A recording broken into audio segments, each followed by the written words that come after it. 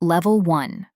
30,000 rubles a month. You wake up at 5:45 a.m. to the sound of your phone vibrating against the windowsill. The same cracked phone you have been promising yourself you will replace for the past 2 years. You live in a small regional city, sharing a 2-room apartment with your mother and younger brother. Technically, you have your own bedroom. In reality, it is 6 square meters. The radiator only works when it wants to, and your wardrobe is a metal rail held together with tape. You leave home before sunrise and walk 20 minutes to the bus stop because taking a taxi would cost what you normally spend on food for an entire day. Your monthly salary is 30,000 rubles. It sounds like money when it arrives. Within hours, it begins disappearing. You contribute 8,000 rubles toward the apartment. Another 2,000 rubles goes toward electricity, water, and your phone.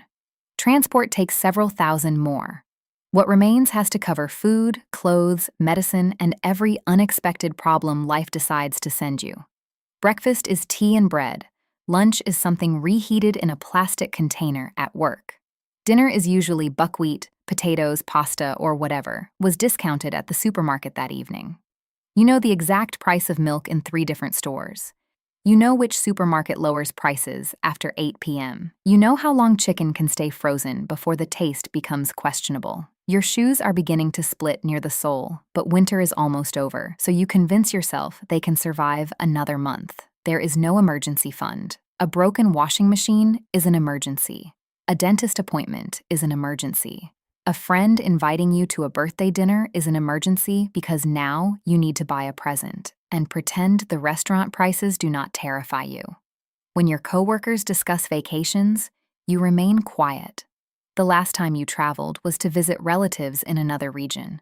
You do not think about investments, retirement, or financial independence.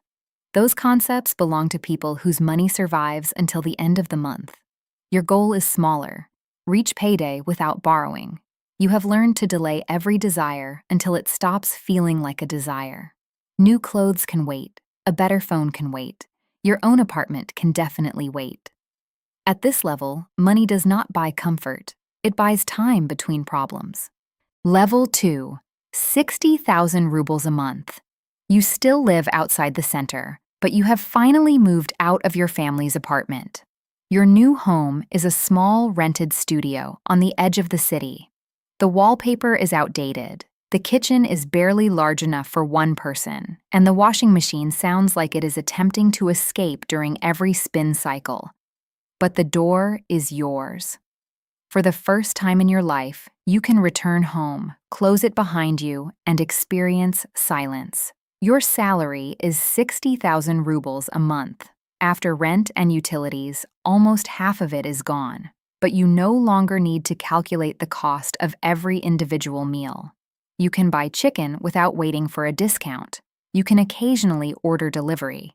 You own more than 1 pair of winter shoes. Your apartment has reliable internet, a second-hand television, and furniture collected from relatives, online marketplaces, and the previous tenant. You work 5 days a week in an office, a warehouse, a shop, or a local company. Your commute takes 45 minutes each way. The job is not exciting, but it is stable, and stability has begun to feel like success. You save 5,000 rubles during good months. During bad months, the savings disappear. When your refrigerator stops working, your entire financial safety net is reduced to 0. When your employer delays a bonus, you cancel the weekend trip you had planned for 3 months. You can afford a holiday, but only if you choose carefully. A few days near the Black Sea, a train to another city, or a discounted domestic tour booked months in advance. Foreign travel still feels like something from another version of your life. Your friends are in similar situations. One lives with his parents to save money. Another spends half her income on rent. Someone is always paying off a consumer loan. You discuss salaries openly because everyone wants to know whether they are falling behind. At 60,000 rubles, you are no longer surviving every single day. But one expensive mistake could send you back there. Level 3. 100,000 rubles a month. You wake up at 7 a.m. in a modern one-bedroom apartment. It is still rented and it is not in the center of Moscow, but the furniture matches, the bathroom has heated floors, and the kitchen appliances were manufactured during the current decade. Your salary is 100,000 rubles a month. In a smaller city, this makes you noticeably comfortable. In Moscow, it makes you functional. You work in IT, sales, engineering, finance, healthcare, or management. Your employer provides private medical insurance, a modern laptop, and a coffee machine that your coworkers discuss as though it were part of their compensation package. You no longer bring every meal from home. Several times a week, you buy lunch near the office. On Fridays, you meet friends at a restaurant without studying the menu online first. You have a gym membership. You subscribe to music, films, and cloud storage without sharing every account with 5 other people. You replace your phone when it becomes unreliable rather than waiting until it stops turning on completely. You can take taxis when the weather is terrible. You can purchase better groceries. You can visit a private clinic instead of spending an entire day waiting for an appointment.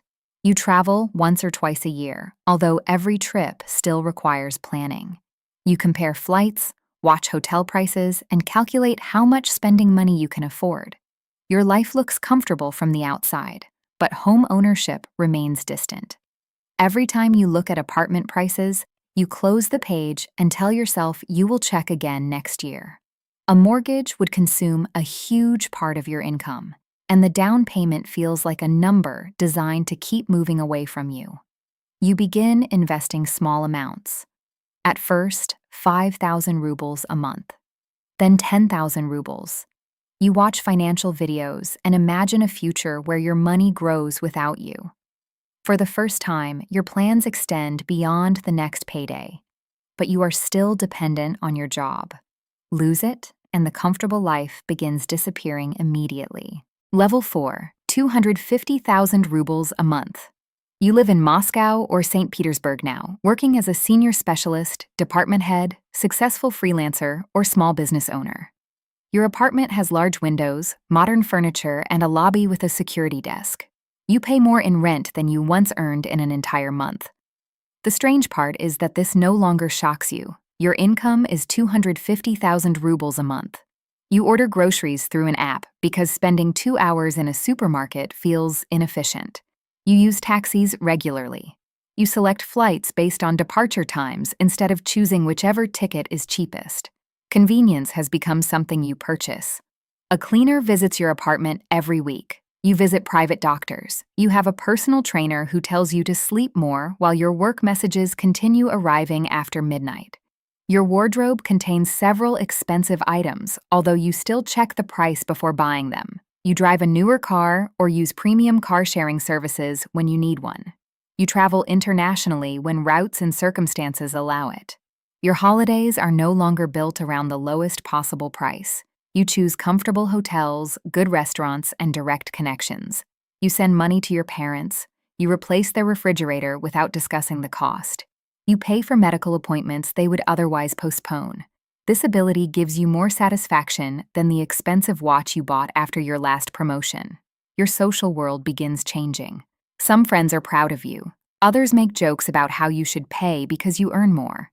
Relatives begin mentioning business ideas, loans, and financial emergencies during conversations that previously had nothing to do with money. You invest every month. You hold savings in different accounts and currencies. You begin thinking about property, taxes, and protecting what you have accumulated. But your higher income has created a more expensive life. Your apartment, car, subscriptions, restaurants, and travel now require you to keep earning at the same level. You have escaped financial insecurity. You have not escaped dependence. You have simply upgraded it. Level 5, 1 million rubles a month. You are no longer paid for completing ordinary tasks. You are paid for decisions. You run a successful company, lead a major division, or hold a position where one mistake can cost more than most people earn in a lifetime. Your income is 1 million rubles a month. You live in a premium apartment with underground parking, security, and a view that makes visitors stop speaking when they enter the room. Your car is German. new and maintained by someone whose name you do not know. When it needs servicing, an employee collects it and returns it before the inconvenience reaches you. Your home is cleaned several times a week. Food is delivered from restaurants or prepared using products you once considered luxury items. You fly business class when the journey is long enough to justify it. Airport lounges, priority lines, and private transfers have turned travel from an event into a procedure. Your parents' expenses are covered. If they need treatment, you arrange it. If they want to renovate their home, you pay. Your children, if you have them, attend private schools, study languages, and participate in activities selected to prepare them for opportunities you never had. You own property or are preparing to purchase more. Your investments are no longer experiments performed through a phone application. Accountants, lawyers, and financial advisors help structure your money. You barely look at ordinary prices anymore. Coffee, groceries, fuel, and restaurant bills have become too small to influence your decisions.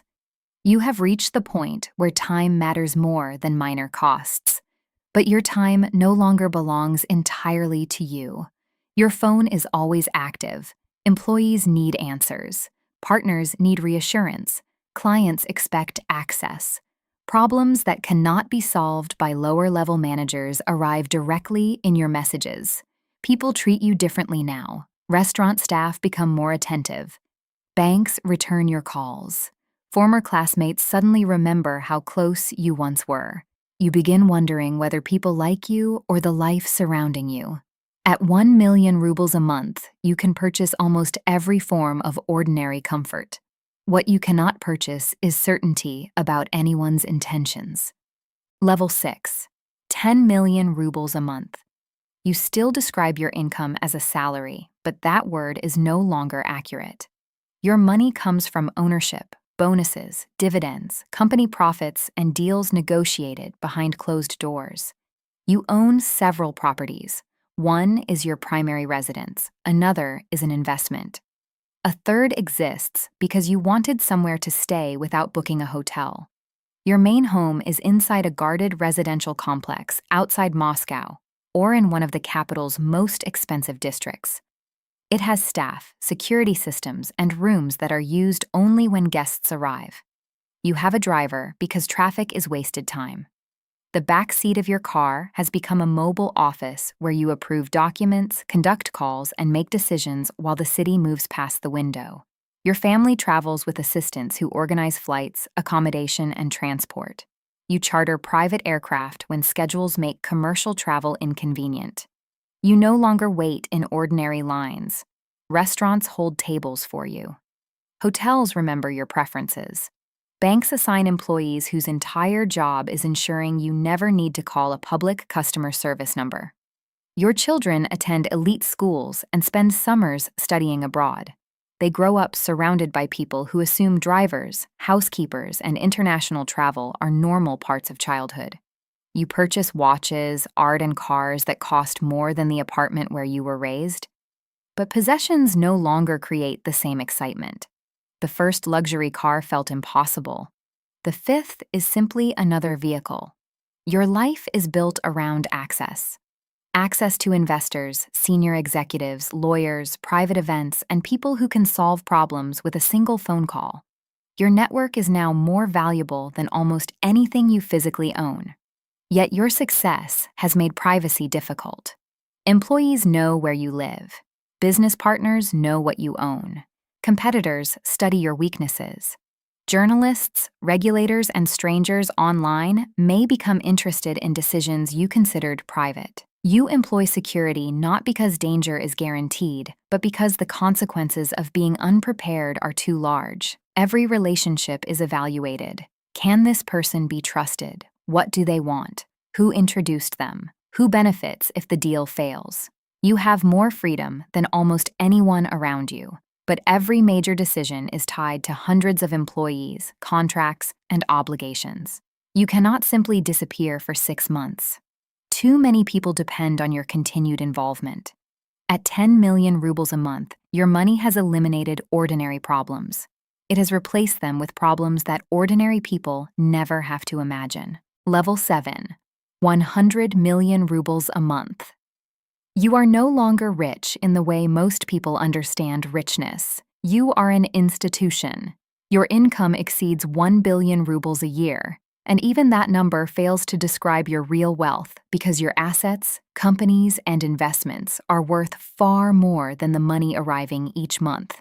You own businesses employing thousands of people. A decision you make during breakfast can change salaries, close offices, begin construction projects, or move millions of rubles before lunch.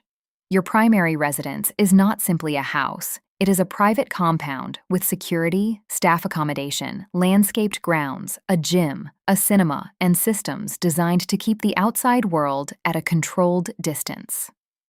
You own apartments in several cities and homes chosen for different seasons.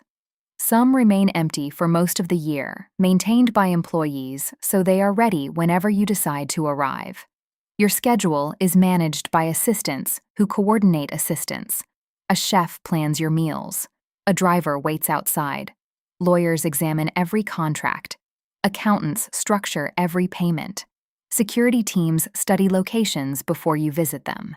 You can charter private jets without thinking about the price. You can rent a yacht, reserve an entire restaurant, or move a meeting to another country because the original location became inconvenient. You do not buy ordinary products. People present options to you. Instead of choosing a hotel room, you choose which property provides the privacy you require. Instead of searching for a car, manufacturers and dealers show you vehicles before they reach ordinary customers. The world becomes smoother around you because dozens of people are paid to remove friction before you encounter it. But the higher you rise, the smaller your real world becomes. Your circle is filled with executives, wealthy families, advisors, and people who understand that access to you has economic value. Every invitation has a purpose. Every friendship carries the possibility of business. Every romantic relationship comes with the question you try not to ask. Would this person still be here if the houses, drivers, and private flights disappeared tomorrow? You are surrounded constantly, yet genuine honesty becomes rare. Employees hesitate to disagree with you. Advisors learn which opinions receive approval. People laugh slightly harder at your jokes and describe your average ideas as brilliant because their careers may depend on your mood. You tell yourself you want honesty, but honesty becomes increasingly uncomfortable when you are no longer accustomed to hearing no. Your children grow up with experiences that separate them from almost everyone else. They have traveled more by 18 than most people will travel in a lifetime. They have never used public transport alone, worried about rent, or waited until payday to replace something broken. You attempt to teach them the value of money, but money has never had the same meaning for them. For you, wealth represents escape. For them, it is simply the environment they were born into. Your greatest expenses are no longer clothes, cars, or holidays. They are companies, property developments, legal structures, security, and influence. You do not ask whether you can afford something. You ask whether owning it creates unnecessary attention, responsibility, or risk. Because at this level, wealth is not only something you enjoy, it is something you must defend. Markets can change, business partners can betray you, political conditions can shift. An investigation, public scandal, or failed deal can damage an empire that took decades to construct. You diversify assets, control information, and maintain relationships with people whose calls you cannot ignore. Your freedom is immense, but it is not absolute. The larger your fortune becomes, the more systems you depend on to protect it. Banks, lawyers, executives, governments, and employees all form part of the structure holding your life together. You once imagined that ultimate wealth would mean waking up with nothing to worry about. Instead, you wake up responsible for more things than ever. More money, more employees, more properties, more secrets, more people waiting for your decisions. You can buy almost any object in the world, but objects stopped satisfying you long ago. Now you pursue expansion, legacy, and control. Another company, another project, another record year, another number large enough to briefly make you feel that you are still moving forward. Because slowing down would force you to confront the question beneath the entire empire. How much is enough? At 30,000 rubles a month, you feared that one emergency could destroy your life. At 100 million rubles a month, you fear that the life you created has become too large to control. The numbers changed. The fear never completely disappeared.